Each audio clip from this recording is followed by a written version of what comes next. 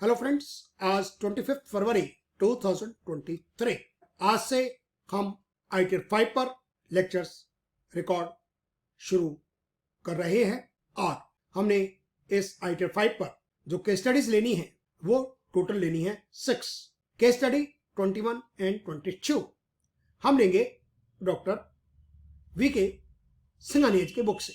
और case study 501, 502, 503, 504 हम लेंगे वरुण एंड ज्योति की बुक से। इस लेक्चर में हम ITR 5 के बारे में बात कर रहे हैं, टैक्स रेट्स की बात कर रहे हैं, सरचार्ज की कर रहे हैं और हेल्थ एजुकेशन सेस की कौन कौन से डिडक्शंस अलाउड हैं ये हम आपको इस लेक्चर में बता रहे हैं। और फिर डाउनलोड करना कैसे करना है, ITR 3 की ही तरह कर रहे हैं और फिर हमने एक एक शीट को एनालाइज करके आपको समझाने की कोशिश इसमें की है। ITR 3 यदि आपने अच्छी तरीके से कर लिया है तो ITR 5 में आपको ज्यादा परेशानी नहीं आएगी। वहां पर हमें डेप्रिसिएशन ऑन प्लांट मशीन पर बेचने पर दिक्कत आ रही थी जो कि यहां पर नहीं आ रही। ITR 3 में बग्स थे और इसमें बग्स इस बारे में नहीं है। ITR 5 में हम सेक्शन चूज करते हैं 139(4) तो ये मैं अलाउ नहीं कर रहा, 139(5) चूज करते हैं तो अलाउ नहीं कर रहा और 139 ब्रैकेट में 1 को अलाउ कर देता है।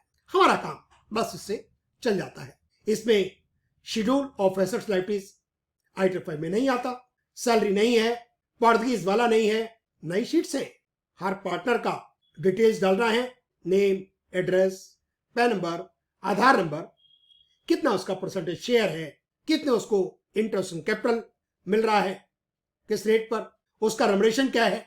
लेकिन इंटरेस्ट ऑन कैपिटल का अमाउंट और रेम्युनरेशन का अमाउंट ये प्रॉफिट डिस्काउंट से लिंक नहीं है। कायदे से होना चाहिए लेकिन नहीं है। हम by the end of March 2023 हम पूरा कोर्स कंप्लीट कर लेंगे, इसका हम आपको वचन देते हैं। ITR 5 के बाद हम शुरू कर लेंगे TDS और TDS में ज्यादा टाइम नहीं लगेगा, 24 क्यों और 26 क्यों में। Thank you very much for watching my videos. हमारे जो कोर्स में है वो है फाइनेंशियल ईयर 2021-22 और जिसका असेसमेंट ईयर है 2022। डायरेक्शंस हमें अलाउड नहीं है जो इंडिविजुअल्स की होती हैं, ATC, ATCCC, ATCCD1, ATCCD1B, ATCCD2, ATD, ATDD, ATDDB, ATE, ATTTA, TTB, ATU etc. और जो अलाउड है ITR 5 के अंदर फर्म के लिए ATG, ATGGA, ATGGC, donation to political party, ATJJA etc. और फर्म का जो टैक्स हम कैलकुलेट करेंगे वहां पर कोई एग्जीशन लिमिट नहीं है, कोई 87A की रिबेट हमें नहीं मिलेगी। जो भी इनकम आएगी उस पर हम टैक्स निकालेंगे सिंपल 30%, सरचार्ज लगेगा 12% if the taxable income exceeds 1 crore और टैक्स और सरचार्ज को मिलाकर लगेगा फिर health education cess at the rate of 4%।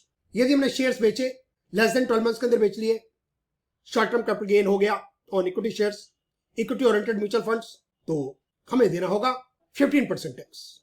और यदि लॉन्ग टर्म है 112A के अंदर है तो पहला 1 लाख फ्री और उसके बाद 10%। यदि लॉटरी की इनकम है, क्रॉसवर्ड पजल्स की इनकम है तो उसको हम टैक्स करेंगे स्टेट वे 30%। जैसे हमने ITR 3 डाउनलोड किया था उसी तरीके से हमें ITR 5 डाउनलोड करना है।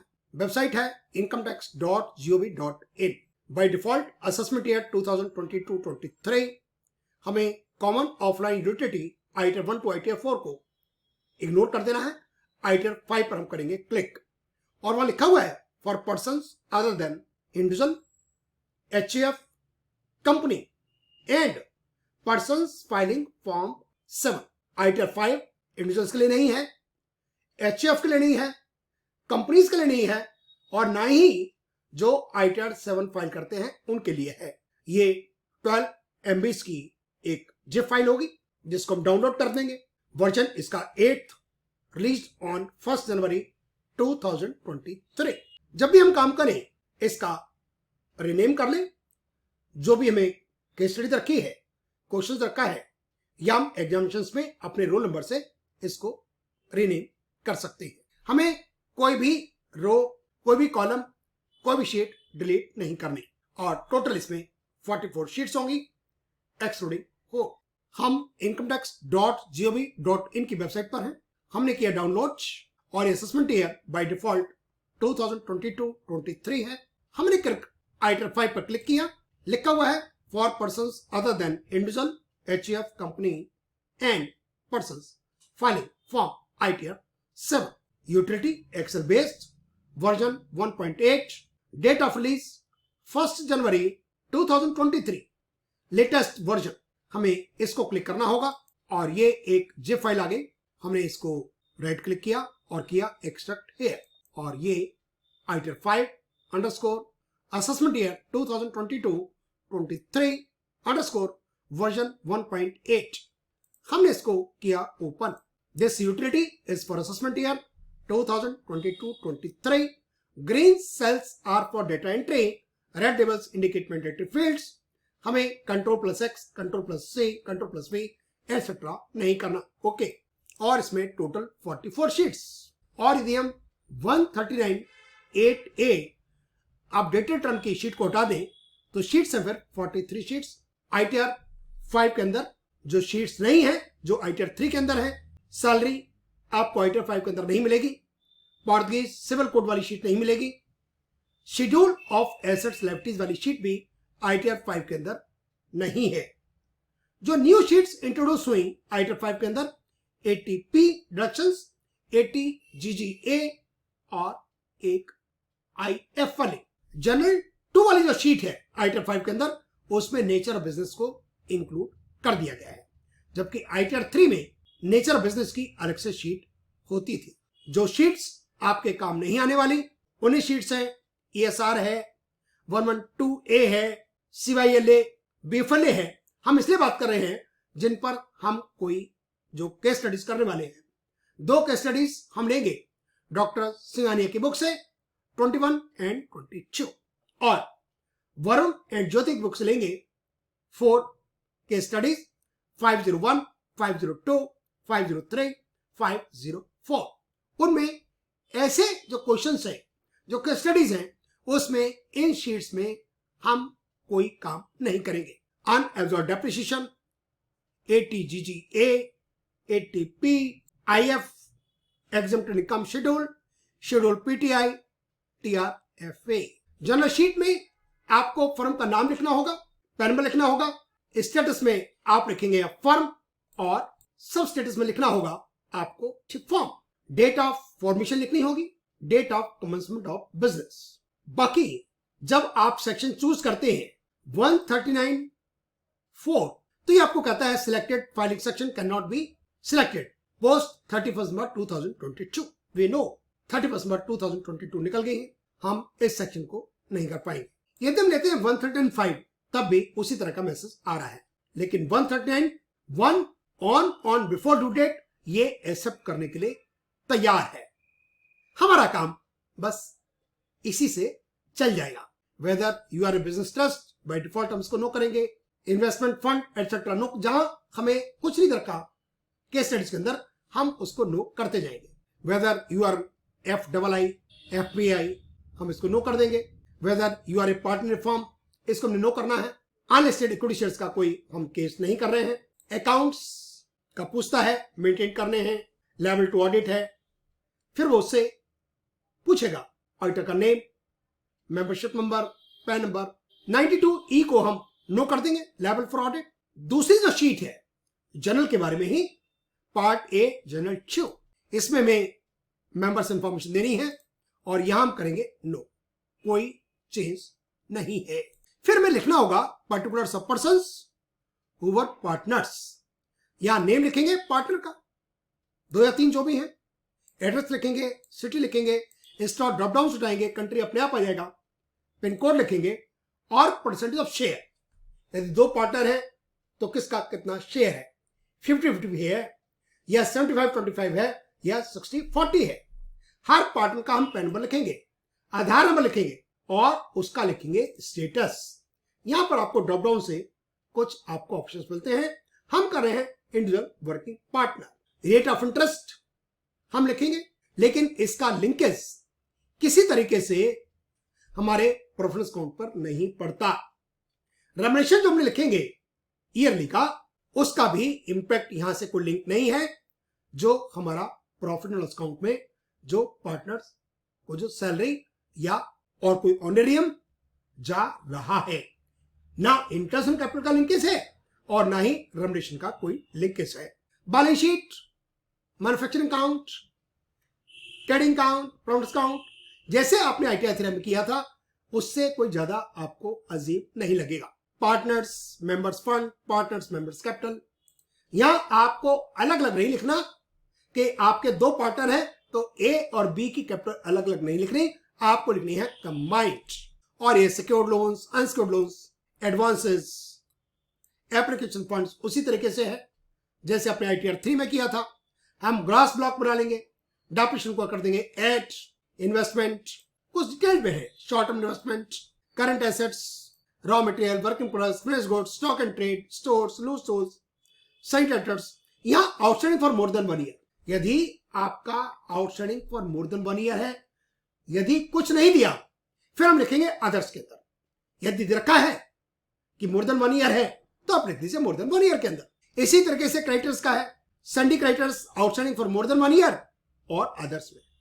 यदि कुछ मेंशन नहीं है तो हम लिखेंगे अदर्स के अंदर। और सन्डी क्रेडिटर्स के अंदर बिल्स पेबल का अमाउंट भी ऐड होगा और दोनों सोर्सेज एप्लीकेशन फंड्स का टोटल तो बराबर होना ही चाहिए। मैन्युफैक्चरिंग अकाउंट में कोई ज्यादा आपको चेंज महसूस नहीं आप करेंगे।